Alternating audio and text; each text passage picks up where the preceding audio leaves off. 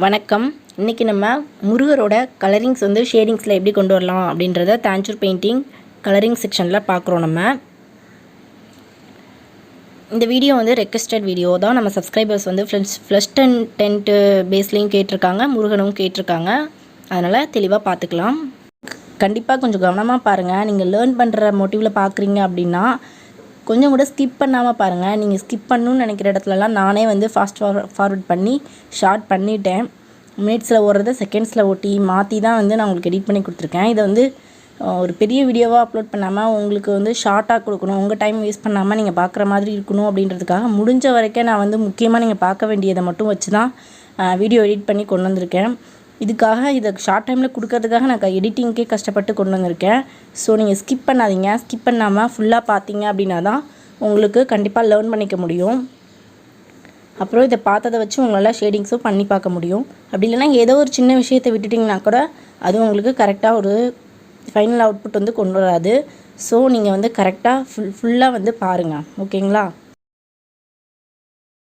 Base colour கொடுத்ததுக்கப்புறம் first ஆரஞ்சில் தண்ணியை கலந்துட்டு அதை தண்ணியாக வந்து எடுத்து ஃபஸ்ட்டு ஷேடிங் கொடுக்குறோம். ஃபேஸ்க்கு முகத்தை சுற்றி உள்ள பகுதி அவுட்டர் எட்ஜில் ஃபுல்லாக கொடுத்துட்டு கண் பகுதியிலேருந்து இப்போ கொடுத்துட்ருக்க மாதிரி இந்த ஃபுல்லாக அந்த மூக்கு நுனி வரைக்கும் கொண்டு வந்துட்டு டார்க் ஷேடு எங்கெல்லாம் வந்து ஷேடோ நிழல் அடிக்குதோ, முகத்தில் பள்ளமான ஏரியாங்கள் எங்கெல்லாம் வருதோ அந்த இடம் ஃபுல்லாகவே வந்து நம்ம அதை ஒரு டச் பண்ணிக்கலாம் ஃபஸ்ட்டு.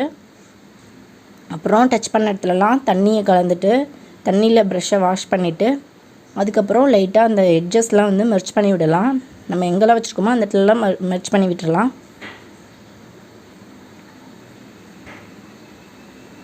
அப்புறம் ஃப்ரெண்ட்ஸ், நான் பேஸ் கலருக்கு வந்து ஃப்ளஷ் டென்ட் யூஸ் பண்ணியிருக்கிறது வந்து நான் மிக்ஸ் பண்ணி தான் கொண்டு வந்தேன். நான் தனியாக கலர் வாங்கலை, ஃப்ளஷ் டென்ட் அப்படின்ற நேமில் வாங்கலை. ஒயிட்டையும் ஆரஞ்சையும் ஒரு ட்ராப் எல்லோ கலர் மிக்ஸ் பண்ணி நான் வந்து பேஸ் கலர் நானவே மிக்ஸ் பண்ணி தான் யூஸ் பண்ணியிருக்கேன். நான் கற்றுக்கிட்ட இடத்துல எனக்கு அப்படி தான் சொல்லி கொடுத்துருந்தாங்க. ஸோ நான் ஃப்ளஷ் டென்ட் வந்து தனியாக இன்னும் வாங்கலை. சரிங்களா? நீங்கள் வாங்கியிருந்தீங்க அப்படின்னா அதையே யூஸ் பண்ணிக்கலாம். அப்படி இல்லைன்னா கூட இந்த மாதிரி மிக்ஸ் பண்ணி யூஸ் பண்ணிக்கலாம். இப்போ வந்து தண்ணி கம்மியாக எடுத்து ஆரஞ்சிலேயே நம்ம அந்த ஐஸில் வர அவுட்லைன் எல்லாமே ஒரு முறை கொடுத்துக்கலாம். டைரெக்டாக டார்க் கலர் கொடுக்கறதுக்கு முன்னாடி நம்ம இந்த மாதிரி ஷேடிங்ஸோட டார்க் கலர்லேயே ஒரு முறை ட்ரா பண்ணிக்கிட்டு பண்ணுறது நம்மளோட மிஸ்டேக்ஸை அவாய்ட் பண்ணுறதுக்கு உதவி பண்ணும். இந்த முருகன் படத்தோட ஸ்கெட்ச் வந்து நான் போன பதிவிலே கொடுத்துருக்கேன், ஃபேஸ் 3A அப்படின்னு சொல்லிட்டு. இது வந்து அடுத்த பகுதியில் வந்து நான் அந்த மாதிரி ஷேடிங்ஸ் கொடுத்துருக்கேன். ஸ்கெட்ச் வேணுன்றவங்க அந்த வீடியோ பாருங்கள். இதுக்கு முன்னாடி விநாயகர் ஸ்கெட்ச் தனியாக, கலரிங் தனியாக, அம்மனோட ஸ்கெட்ச் தனியாக, கலரிங் தனியாக கொடுத்துருக்கோம். அம்மன்றதை வந்து லக்ஷ்மிக்கும் நம்ம பயன்படுத்திக்கலாம். அப்புறம் பாடி மெஷர்மெண்ட் நிறைய பேர் கேட்டுட்ருக்கீங்க. நான் பொறுமையாக கொடுக்குறேன். நீங்கள் ஃபாலோ பண்ணிகிட்ருங்க சேனலை. பொறுமையாக வந்து நீங்கள் கேட்குறத ஒன்று ஒன்றா ரெடி பண்ணி கொடுக்கணும். ஓகேங்களா? இந்த மாதிரி அவுட்லைன் ஃபுல்லாக கொடுத்து முடித்ததுக்கப்புறமா அவுட்லைன் கிடையாது, இது டார்க் ஷேட் வந்து ஃபைனல் பண்ணுறோம். இந்த இடத்துலலாம் தான் வந்திருக்கு அப்படின்னு சொல்லிட்டு இப்போது திரும்பவும் அதே கலரில் லைட்டாக தண்ணியை கலந்துட்டு ஃபஸ்ட்டு கோட்டிங் நம்ம கொடுத்தது அதிகமாக தண்ணி இருக்கும், கலர் கம்மியாக இருக்கும். இப்போ வந்து கலர் மேக்ஸிமமாக இருக்கணும், தண்ணி ரொம்ப கம்மியாக இருக்கணும்.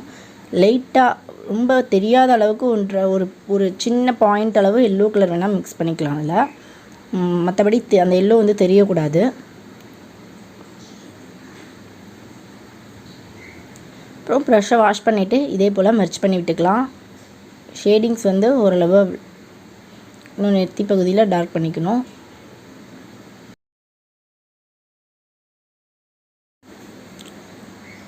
அவ்வளோதாங்க, டார்க் ஷேடும் நம்ம முடிச்சாச்சு. அடுத்தது லைட் அப் வந்து இன்னும் கொஞ்சம் எடுத்து காட்டலாம். ஒயிட் எடுத்துகிட்டு இந்த மாதிரி கண்ணம் பகுதியிலையும், அதாவது முகத்தோட மேடு பகுதிகளில் மட்டும் லைட்டாக ஒயிட்டை வச்சுட்டு அதையும் நம்ம ட்ரை ப்ரஷில் வச்சு மெர்ஜ் பண்ணி விட்டுறலாம். அப்போது நமக்கு அந்த கிளார் வந்து ரொம்ப நல்லா தெரியும். இதுவுமே வந்து நிறைய பேருக்கு தெரியாது, இந்த மாதிரி பண்ணால் ஈஸியாக வேலை நமக்கு கம்ப்ளீட் ஆகிடும் அப்படின்னு சொல்லிட்டு. இது ஒரு டெக்னிக் தான். நீங்கள் வந்து இதை தெரிஞ்சுக்கோங்க, கரெக்டாக ஃபாலோ பண்ணுங்கள். அவ்வளோதான். இப்போ ஹேருக்கு கொடுத்துக்கலாம். ஹேருக்கு வந்து பிளாக் கலர் எடுத்து ஃபுல்லாக கொடுத்துட்டு இப்போ நம்ம ப்ரஷ்ஷில் வந்து ஒரு கலர் எடுக்கிறோம் அப்படின்னா அந்த கலர் சம்மந்தமாக எங்கெல்லாம் நம்ம பயன்படுத்துகிறோமோ அந்த இடத்தெல்லாம் வந்து சேர்ந்து நம்ம அந்த ஒர்க் பண்ணுறப்ப நமக்கு ப்ரஷ்ஷை அடிக்கடி வாஷ் பண்ணிவிட்டு திரும்ப கலர் எடுக்கிற வேலை வந்து குறையும். ஈஸியாகவும் இருக்கும் நமக்கு. அந்த மாதிரி பழகிக்கிட்டால் இன்னும் வசதியாக இருக்கும். இப்போ பாருங்கள், பிளாக் எங்கெல்லாம் வரணுமோ அந்த இடம் எல்லாமே நம்ம வந்து இப்போ கலர் பண்ணுறோம். ஹேர் பண்ணிவிட்டு ஐப்ரோ, ஐபால், அப்புறம் ஐலேஷஸ், அப்புறம் அந்த மூக்கு பகுதியில் இருக்க டாட் எல்லாமே பிளாக் எங்கே வரணுமோ அந்த இடம் எல்லாமே வந்து நம்ம இப்போ பிளாக்கை டச் பண்ணியிருக்கிறப்பவே யூஸ் பண்ணி முடிச்சிடலாம்.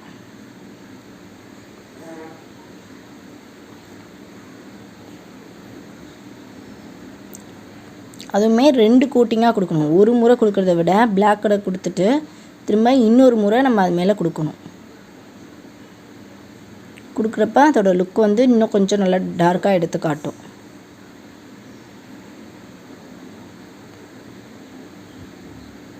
இப்போ நம்ம ரெட் கலர் எடுக்கிறோம். ரெட் கலர் எடுத்துகிட்டு, ரெட் கலர்னால் கிரிம்சன் ரெட் எடுத்து லைனிங் கொடுக்கணும். ஃபஸ்ட்டு லிப்ஸை வந்து கரெக்ட் பண்ணிக்கலாம். இன்னும் கொஞ்சம் டார்க் பண்ணி அதோட எட்ஜஸ்லாம் வந்து சரி பண்ணிக்கலாம். இப்போ அந்த பொட்டு பகுதி வச்சுக்கலாம். இப்போ ரெட் எங்கெல்லாம் வரணுமோ அந்த ஒர்க்கெலாம் நம்ம முடிக்கிறோம்.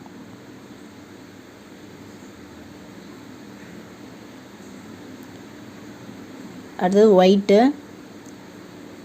ஒயிட் எடுத்து அந்த கண்ணோட உள்பகுதி வெள்ளை பகுதி இருக்கும்ல அந்த இடத்துக்கெல்லாம் வந்து நம்ம ஒயிட் கொடுத்துக்கலாம். ஆக்சுவலி ஃபஸ்ட்டு நம்ம ஒயிட்டு கொடுத்துருக்கணும். ஒயிட் கொடுத்துட்டு தான் வந்து ஐபால் வச்சுருக்கணும். நான் மாற்றி பண்ணிட்டேன். பட்டை பகுதி இருக்குல்ல அந்த இடத்துலையும் வந்து ஒயிட் வச்சிடலாம்.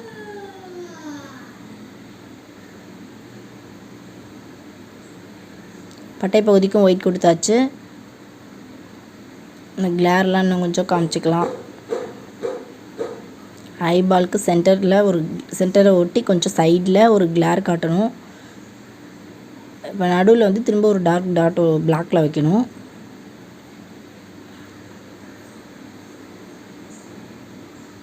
அந்த ஒயிட்டு கரெக்ஷன் ஆனதெல்லாம் வந்து திரும்ப கரெக்ட் பண்ணிக்கலாம்.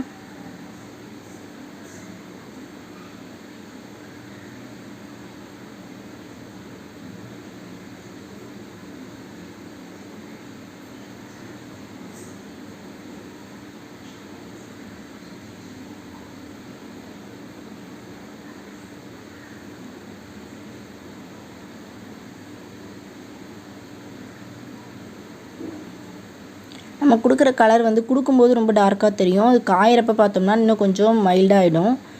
ஸோ நமக்கு கொடுத்து முடிச்சதுக்கப்புறம் நம்ம பார்க்குறப்ப எங்கெல்லாம் வந்து ரொம்ப டல்லான மாதிரி தெரிஞ்சதுன்னா திரும்ப இன்னொரு முறை அந்த இடத்துல நம்ம அதே கலரை ப்யூராக எடுத்து கொடுத்துடணும். அவ்வளோதாங்க, நம்ம ஃபேஸ் முடித்தாச்சு, ஷேடிங்ஸை முடித்தாச்சு. அடுத்தது அந்த கிரீடம் பகுதிக்கெலாம் வந்து ஷேடிங்ஸ் பண்ணி முடிச்சிடலாம். நமக்கு அவுட்லுக் வந்து பர்ஃபெக்டாக பார்க்கணும் அப்படின்னா கிரீடத்தோடு முடிக்கும்போது தான் நமக்கு தெரியும். அடுத்தது நம்ம அவுட்லைன் கொடுக்கணும். கிரிம்சன் ரெட்லேயே எடுத்து ஃபுல்லாக வந்து அவுட்லைன் கொடுத்துக்கிறேன்.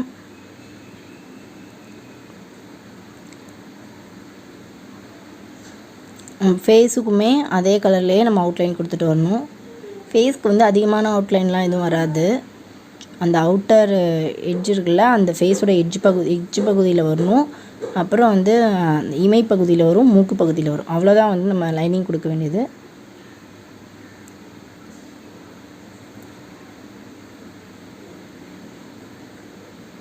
மூக்குலேயும் கொடுத்தாச்சு. இப்போ நம்ம மேல் ஃபேஸ் வரைகிறதுனால இந்த மூக்கில் வர அந்த ஜுவல்லரிலாம் வந்து எந்த ஐட்டமும் வராது. காதில் வரதோட கழுத்தில் போடுறதோட நமக்கு சரியாயிடும். ஸோ ஃபேஸ் வந்து கொஞ்சம் ப்ளைனாக தான் இருக்கும் மேல் ஃபேஸ்க்கு.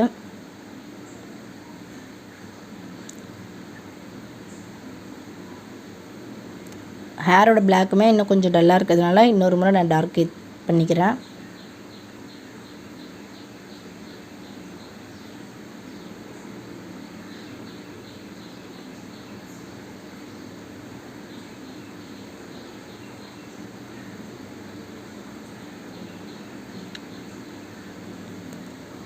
அந்த இமை பகுதியில் வர முடியை வந்து லைட்டாக ட்ரா பண்ணிக்கிறேன் 2 கண்ணுக்கும்.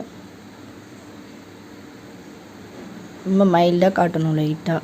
அந்த லேஷஸை வந்து தப்பாக ஏதாவது மிஸ்டேக் பண்ணி காய்ச்சிட்டோம்னா படத்தோட அழகே வந்து சுத்தமாக ஸ்பாயில் ஆகிடும். அதை வந்து ரொம்ப கவனமாக கொடுங்க.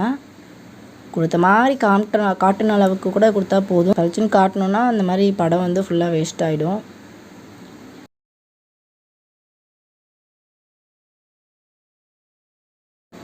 ஐபாலில் இந்த ஒயிட் டாட் சைடில் தெரிகிற மாதிரி 2 டாட் வைக்கணும்.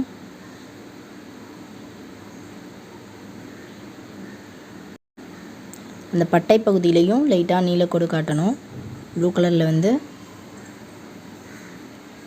லைட்டாக. அவ்வளோதாங்க, ஃபுல்லாக நம்ம முடிச்சாச்சு. கிரீடம் பகுதிக்கு இந்த டிசைனிங்கை முடிச்சுட்டு பார்ப்போம் நமக்கு எப்படி இருக்குது அவுட்புட்டுன்னு. உங்களுக்கு நான் கொடுத்த பதிவு பிடிச்சிருக்கு, உங்களுக்கு வந்து என்னோடய பெயிண்டிங் பிடிச்சிருக்கு அப்படின்னா வீடியோக்கு மறக்காமல் லைக் கொடுங்க. சரியில்லை அப்படின்னாலும் நீங்கள் அதை கமெண்ட்டில் சொல்லுங்கள். நான் வந்து அதை என்ன மாற்றணுமோ அதை வந்து மாற்ற முயற்சி பண்ணுறேன். இதுக்கப்புறம் நம்ம சப்ஸ்கிரைப் பண்ணாமல் யாரெல்லாம் பார்த்துட்ருக்கீங்க அப்படின்றது தெரியல எனக்கு. சப்ஸ்கிரைப் பண்ணாமல் பார்த்துட்ருக்கீங்க அப்படின்னா கண்டிப்பாக சப்ஸ்கிரைப் பண்ணிக்கோங்க. நம்ம மீண்டும் அடுத்த பதிவில் தொடர்ந்து சந்திக்கலாம். நன்றி.